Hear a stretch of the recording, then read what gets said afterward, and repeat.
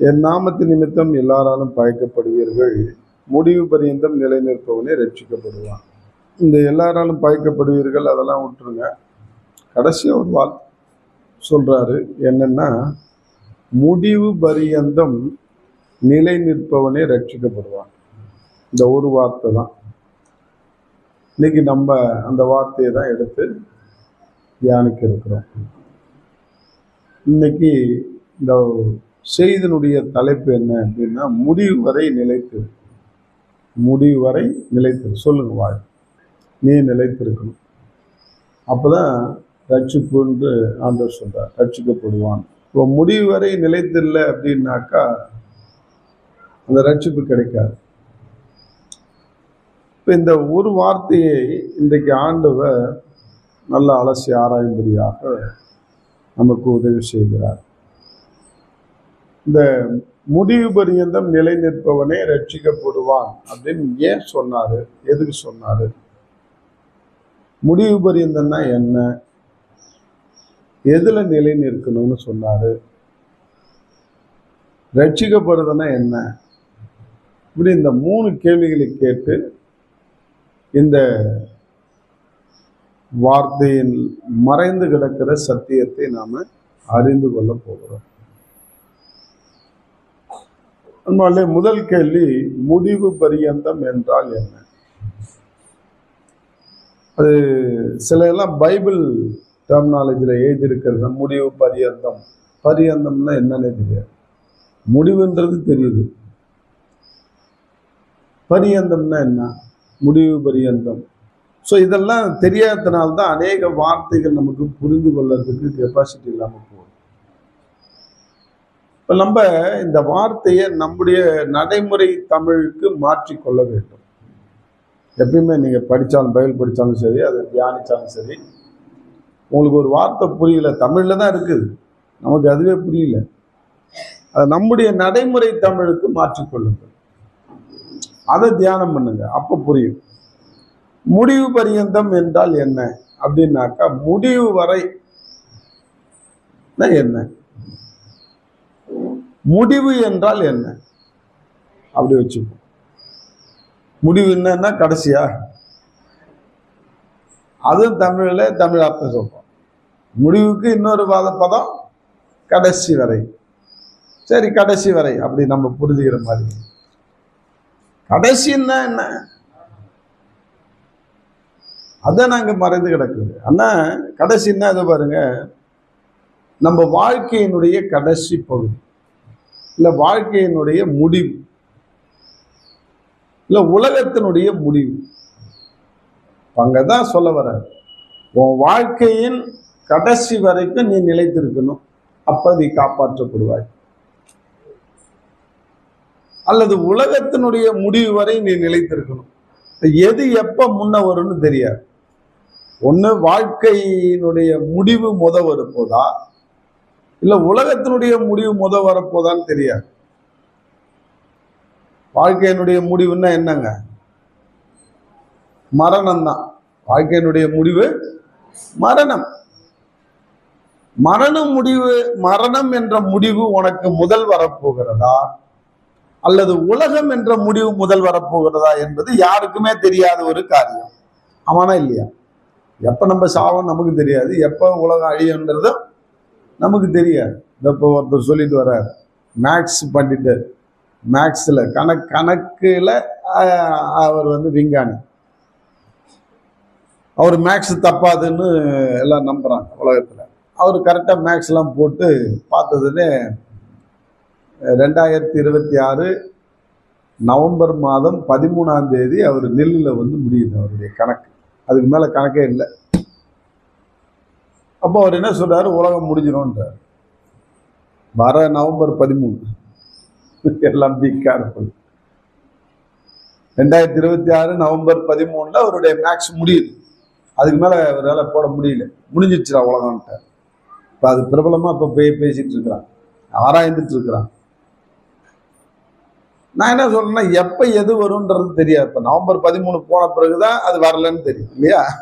November 13 உலகம் அழியலைன்னாக்கா நம்ம என்ன செய்வோம், சரி ஏதோ ஒரு பைத்தியக்காரன் சொல்லிட்டாரு, சரி விட்டுப்போம்.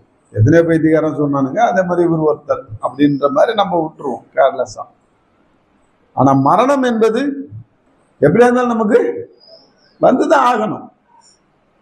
எல்லாருக்கும் வரும். அது எப்ப வரும்னு தெரியாது. அதுதான் முடிவு நாள். ஆனால் தான் அந்த ஆண்டவர் முடிவு பரியந்தம் நிலை நிற்பவனே ரட்சிக்கப்படுவான்னு சொல்லிட்டார். அப்ப அந்த முடிவு பரியந்தம் அப்படின்னும் போது ஒண்ணு, உன் வாழ்க்கை முடிவு பரியந்தம், உன் வாழ்க்கையினுடைய இறுதி வரை, உன் வாழ்க்கையினுடைய கடைசி வரைக்கும் நீ நீ இருக்கிறது உனக்கு நல்லது. உன் வாழ்க்கையினுடைய கடைசி பகுதி வரைக்கும் நிலை நிற்கிறது கரெக்ட்ன்ற. அல்லது உலகம் எப்ப வேணாலும் அழியலாம், அதனால உலகம் முடிகிற வரைக்கும் நீ நிலை நில்லு. அப்ப முடிவு என்றால் என்னன்றது தெரிஞ்சு போச்சு. ஒண்ணு நம்ம வாழ்க்கை, இல்லைன்னா உலகம் அழியாது. அப்ப ரெண்டு எப்ப வேணாலும் வரலான்றது நமக்கு புரிஞ்சிச்சு. இப்ப இதை சொல்லும் பொழுது எனக்கு பிரசங்கில ஒரு வார்த்தை ஞாபகத்துக்கு வந்தது. 7:8 பிரசங்கி 7ஆம் அதிகாரம் 8வது வசனம். கொஞ்சம் அதை பார்ப்போமே. ஒரு காரியத்தின் துவக்கத்தை பார்க்கிலும் அதன் முடிவு நல்லது. அதன் முடிவு நல்லது. ஆண்டவர் எதை நோக்கி பார்க்கிறார்? ஆரம்பத்தை நோக்கி பார்க்கிறாரா, முடிவை நோக்கி பார்க்கிறார்? ஆண்டவர் எதை கியூனா கவனிக்கிறார்? முடிவை தான். ஆரம்பம் எப்படி வேணாலும் இருக்கலாம். ஆரம்பம் ஆடம்பரமா கூட இருக்கலாம். முடிவு என்ன? அல்லது ஆரம்பம் அற்பமா கூட இருக்கலாம். யாருமே உன்னை சீண்டி இருக்க மாட்டாங்க, யாருமே உன்னை சட்டை பண்ணி இருக்க மாட்டாங்க. அப்படிப்பட்ட ஆரம்பமாக கூட இருக்கலாம். ஆனா அது முக்கியம் கிடையாது. ஆண்டுடைய பார்வையில ஆரம்பத்தை விட எதை தான் மெயினா பார்க்கிறார்? முடிவை தான் பார்க்கிறார். இப்ப நம்முடைய ஆரம்பம், நம்முடைய வாழ்க்கையினுடைய தொடக்கம், வாழ்க்கையினுடைய பிகினிங், அதெல்லாம் எப்படி இருந்தாலும் பரவாயில்ல. ஆண்டவர் அதை பத்தி கேர் பண்ணல. உன் வாழ்க்கை எப்படி முடிய போகுது? அதனால இதை கொஞ்சம் நம்ம கருத்துல கொள்ளணும். நம்ம ஆடம்பரமா வாழறதோ அல்லது அலட்சியப்படுத்தி வாழறதோ அதனால நீ ஆனந்தம் அடைய தேவையில்ல, கவலைப்படவும் தேவையில்ல. நீ எதை குறித்து தான் கவலைப்படணும்? நம்முடைய முடிவு என்னவாக போகுது? நம்ம முடிவு எப்படியாக மாறப்போகுது? நம்ம முடிவு ஆண்டவருக்கு பிரீதியா இருக்க போதா, இல்லாம போதா? இன்னைக்கு அதுதாங்க முக்கியம். இன்னைக்கு நாம எதையும் நாம ஃபோக்கஸ் பண்றோம்? நம்ம வாழ்க்கையில எதை முக்கியமா மையமா வைத்து நடக்கிறோம்னா, நடைமுறை வாழ்க்கையை தான் நம்ம மையமா வச்சுக்கிறோம். முடிவை குறித்து நம்ம சிந்திக்கிறது கிடையாது. அது எப்படி போனா நமக்கு என்ன, நம்ம என்ன பார்க்கவா போறோம்? சில பேர் துணிந்து இதுக்காகவே இந்த மாதிரி நினைச்சிட்டு துணிந்து பாவத்துல ஈடுபடுவான். நான் என்ன பார்க்கவா போறேன், நரகம் பரலோகம், அதெல்லாம் ஐ டோன்ட் கேர். கிறிஸ்தவர்களே துணிகரமா பாவம் செய்யறவங்களா இருக்கிறாங்க. ஏன்னா அவங்களாம் அந்த நம்பாதவங்க, அந்த முடிவை நம்பாதவர்கள். ஆனால் தான் அவங்க துணிகரமா பாவம் செய்யறாங்க. அவங்க நடைமுறை வாழ்க்கை, இப்ப அட் பிரசன்ட் இருக்கிற வாழ்க்கையை தான் பாக்குறாங்க. பிகினிங் கூட பார்க்கறது கிடையாது. பிகினிங் அவங்க எப்படி வேணா பிறந்திருக்கலாம், மறந்துருக்கலாம். ஆனா இப்ப என்ன செய்யறோம்? இப்ப நம்ம எப்படி அனுபவிக்கணும்? அனுபவிக்கிறத அனுபவிச்சிருவோம். நாளைக்கு சாவுக்குள்ள பார்த்துக்கலாம். அந்த மாதிரி ஒரு துணிகரம். அதுல கூட ஆண்டவர் அழகா நமக்கு 3 விதமான கேட்டகரியில மக்கள் இருக்கிறாங்கன்றத காமிச்சார். ஒண்ணு, வசனத்தை கேட்க வருகிறவர்கள். அடுத்தது, மற்றவர்களை பார்த்து முறுமுறுத்து குறை சொல்கிறவர்கள். அது ஒரு ரகம். இன்னொரு ரகம், வேடிக்கை பார்த்துட்டு வரவங்க. என்ன நடக்குது, எப்படி நடக்குது. நீ எந்த ரகத்துல இருக்க போற? வசனத்தை ஆர்வத்தோடு கேட்க வரவர்களுடைய கெப்பாசிட்டி, அவங்களுடைய கேட்டகரி என்ன, அவங்களுடைய தராதரம் என்னன்னாக்கா, அவங்க பாவிகள், அவங்க எல்லாம் ஆயக்காரர்கள் என்று பார்த்தோம். அவங்க ரட்சிப்பு வேண்டும், எனக்கு விடுதலை வேண்டும், இந்த பாவத்திலிருந்து எப்படியாவது நான் காப்பாற்றப்பட வேண்டும், இந்த பாவத்திலிருந்து நான் விடுதலை ஆக வேண்டும். இந்த விடுதலைக்காக வரவர்கள் வசனத்தை கேட்க வருகிறார்கள். முறுமுறுக்கிறவர்களும் குறை சொல்றவங்களும் யாரு? அவங்க கேட்டகரி பார்த்தீங்கன்னா அவங்களாம் மெத்த தெரிஞ்ச மேதாவிகள், வேதபாரகர், பரிசேயர்கள். வேதத்தை கரைச்சி குடிச்சதுனால ரொம்ப தென்னாவட்டு திமிரு, பெருமை, சுயநீதி, எனக்கு தெரியாத சத்தியமா, அவனை பாரு இவன் இப்படி கிடக்குறான், இவளை பாரு இவன் இப்படி கிடக்குறான், இவன் பாவத்துல கிடக்குறான், இவன் பாவத்தை செஞ்சுட்டு இருக்கான், இப்படி அடுத்தவங்களையே பார்த்து பார்த்து குறை சொல்லவும் குற்றம் சொல்லவும் வருகிற ஒரு கூட்டத்தார் உண்டு. இன்னொரு கூட்டத்தார் அதுவும் கிடையாது, இதுவும் கிடையாது, பாவியும் கிடையாது, அவங்க பரிசுத்தவானும் கிடையாது, அவங்க என்னது ஒரு வேவரிஸ் ஆஃப் மைண்ட், ஒரு அழகழிக்கிற, அதாவது ரெண்டும் கெட்டான்னு சொல்லுவாங்க. அனல் இல்லாம குளிர் இல்லாம வேடிக்கை பார்த்துட்டு போவாங்க. என்ன நடக்குது, யார் எந்த ட்ரெஸ் போட்டு வரா, எப்படிலாம் அவங்க பண்றாங்க, எப்படிலாம் போறாங்கன்னு இப்படி வேடிக்கை பார்க்கறதுக்காக வருகிறவர், பொழுதை போக்க டைம் பாஸ்க்காக வரவங்க இருக்கிறாங்க. இப்ப நீங்கள்லாம் எந்த ரகம் அப்படின்றத நீங்களே முடிவு பண்ணுங்கன்னு நேற்று சொல்லி கொடுத்தாரு. இன்னைக்கு நம்மளுடைய நடைமுறை வாழ்க்கையில நம்ம நடக்கிற வாழ்க்கை தான் பெருசுன்னு நம்ம நினைக்கிறோம். இல்லை என்பாங்களே, இந்த வாழ்க்கையும் பெருசு அல்ல, முடிவு தான் பெருசு. அந்த முடிவை தான் ஆண்டவர் ஹைலைட் பண்றார். உன் முடிவு என்னவாக இருக்க போகுது. ஆனால் தான் அங்க சொல்றார், இன்னொரு வாட்டி படிங்க அந்த வசனத்தை. காரியத்தின் துவக்கத்தை பார்க்கிலும் முடிவு நல்லது. பெருமை உள்ளவனை அதெல்லாம் வேண்டாம், அதெல்லாம் வேண்டாம். பெருமை உள்ளவனை பார்க்கிலும் பொறுமை உள்ள, அது ஓகே. நமக்கு தேவை ஆரம்பத்தை பார்க்கலும் முடிவு. ஏன் முடிவு எப்படியா இருக்க போகுது, அவ்வளவுதான். இன்னைக்கு முடிவு என்றால் என்னன்றது தெரிஞ்சுக்கிட்டோம். அது உலகம் அழிய போனாலும் சரி, உனக்கு மரணம் வந்தாலும் சரி, எனக்கு மரணம் வந்தாலும் என் முடிவு எப்படியாக இருக்க போகுது. ஓகே, அதுல நம்ம கொஞ்சம் ஜாக்கிரதையா இருப்போம். அடுத்தது எதுல நிலை நிற்கணும், முடிவு பரிந்து. என்னுடைய மூச்சு இருக்கிற வரைக்கும், அல்லது என்னுடைய மரண பரியந்தம், இல்லது உலகம் அழியிற வரைக்கும் நான் எதுல நிலை நிற்கணும் என்று ஆசைப்படுகிறார் ஆண்டவர். நாமெல்லாம் எதுல நிலை நிற்கணும்? நிலை நிற்கிறதுனா என்ன? எதை கடைபிடிச்சிட்டு இருக்கணும்?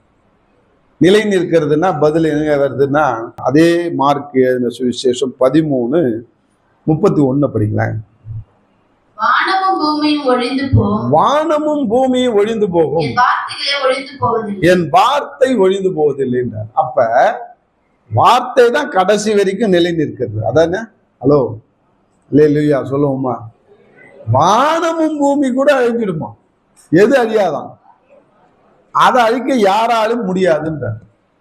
அப்ப வார்த்தை என்பது ஆண்டவருக்குரியது. தேவனே வார்த்தையாக இருந்தார். அவருக்கு இன்னொரு பேர் உண்டு, வெளிப்படுத்துற விசேஷத்துல பாத்தீங்கன்னா தெரியும். வார்த்தை என்பது அவருடைய பெயர், பாத்தீங்கன்னா தெரியும். அதை பார்த்துருங்க. வெளிப்படுத்துற விசேஷம் 19:13 வசனம் படிங்க. சரி படிங்க. அவருடைய நாமம் தேவனுடைய வார்த்தை என்பது. அப்ப முடிவு பரியந்த நிலை நிற்கிறது எதுன்னு சொல்றாரு? அந்த வார்த்தை. தேவனுடைய நாமம் என்பது அந்த வார்த்தை அப்படின்ற. அப்ப ஏசாண்டவருக்கு இன்னொரு பேர் இருக்கு. என்னது? வார்த்தை. இம்மானுவேல், இயேசு, ரட்சகர், கிறிஸ்து, இப்படி என்னன்னோ சொல்லிட்டே போலாம். ஆமேன், ஆமேன் என்பது அவருடைய நாமம். அல்லேலூயா என்பது அவருடைய நாமம். இப்படி 1000 நாமங்கள் அவருக்கு இருக்கு. அதை விட்டுடுங்க. இங்க வார்த்தை தான். பூமி, வானமும் பூமியும் ஒழிந்து போனாலும் என் வார்த்தை என்ன செய்யாதான், ஒழிந்து போகாதுன்னு சொல்றார். அப்ப ஒழியாதது வார்த்தை, நிலைத்து நிற்பது வார்த்தை. அப்ப ஆண்டவர் உன்னிடத்தில் என்னிடத்தில் எதிர்பார்க்கிறது என்னன்னா, உன்னுடைய வாழ்க்கை முடியும் போது வரைக்கும், அல்லது கடைசி வரைக்கும் என் வார்த்தையில நிலை நில்லு. புரியுதா புரியலையா? எதுல நிலை நிற்கணுமா? உன்னுடைய வாழ்க்கையில நீ என்னுடைய வார்த்தையின்படி நிலை நின்றால் நீ மீட்கப்படுவாய், ரட்சிக்கப்படுவாய்.